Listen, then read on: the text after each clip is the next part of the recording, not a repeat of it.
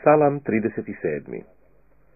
Nemoj se žestiti gledajući nevaljale, nemoj zavidjeti onima koji čine bezakonje, jer se kao trava brzo kose i kao zeleno bilje venu.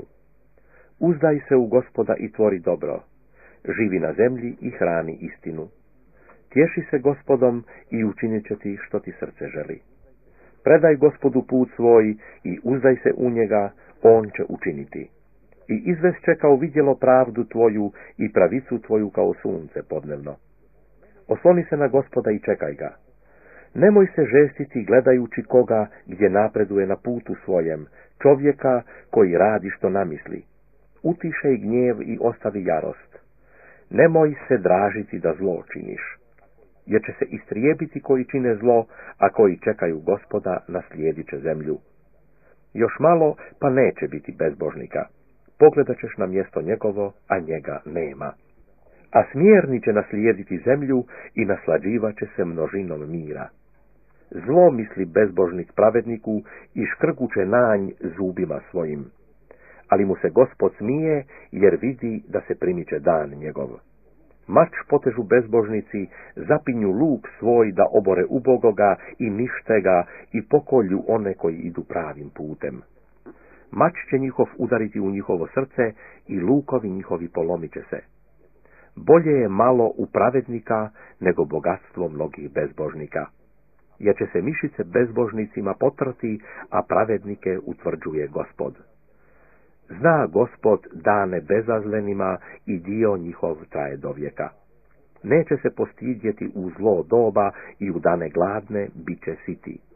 A bezbožnici ginu i neprijatelji Gospodnji kao ljepota šumska prolaze, kao dim prolaze.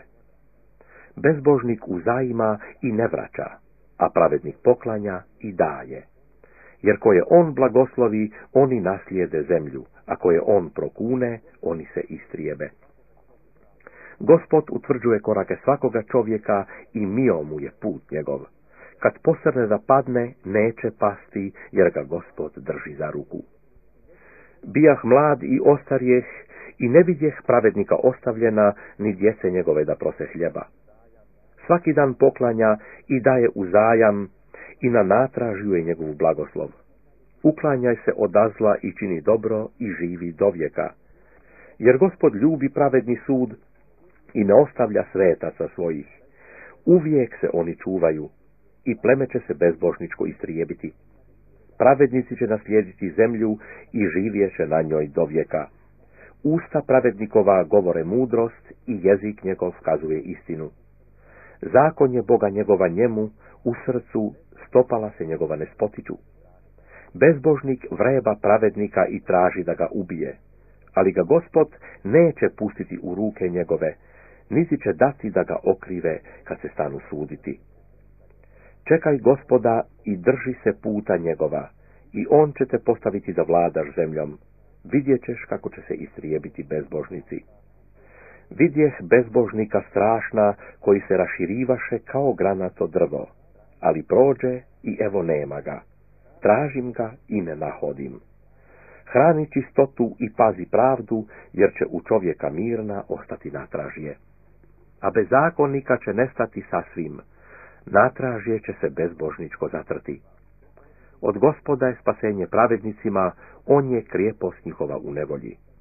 Gospod će im pomoći i izbavit će ih od bezbožnika i sačuvat će ih jer se u njega